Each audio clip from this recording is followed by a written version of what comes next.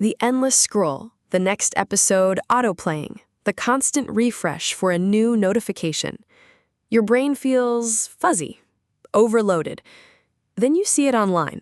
The ultimate life hack, the dopamine fast, a promise to reset your brain by doing nothing. No phone, no music, no food. Some even say no eye contact. But is this a groundbreaking scientific technique or just a social media myth? To answer that, we first need to understand what dopamine actually is. And spoiler alert, it's not the pleasure molecule. Dopamine is the molecule of motivation. It's the wanting system. It's the gas pedal that drives you to seek out rewards. It's released before you eat the cookie, before you get the like. It's the anticipation, not just the price. So, can you fast from it? Absolutely not. Your brain needs dopamine for basic movement, focus, and mood regulation. A true dopamine fast would look less like a wellness trend and more like Parkinson's disease, a condition characterized by a loss of dopamine-producing cells. So the name is a myth. It's a catchy but inaccurate rebrand of a legitimate psychological concept: stimulus control.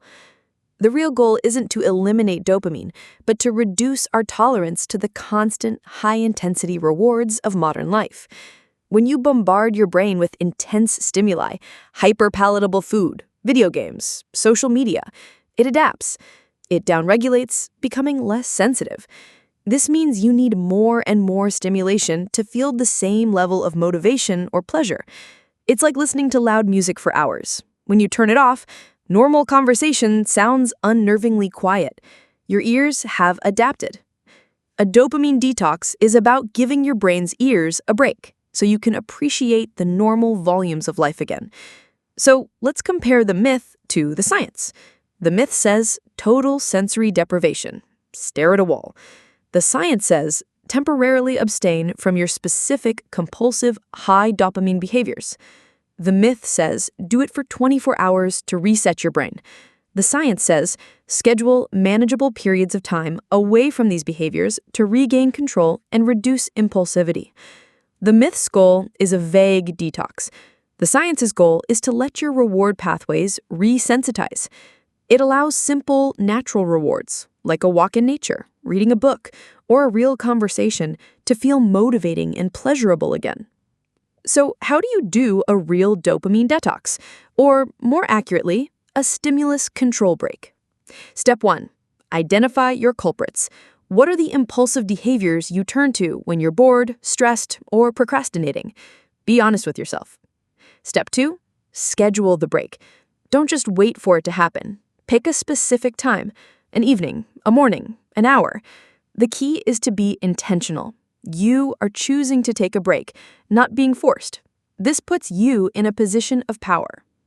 Step 3, and this is the most important. Replace, don't just remove. The myth's do-nothing approach is a recipe for failure. Your brain will crave a distraction.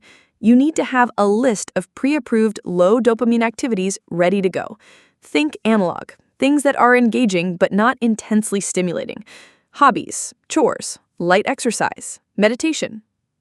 Step 4, observe without judgment. The first 20 minutes might feel awful. You'll feel bored, antsy, maybe even anxious. This is withdrawal.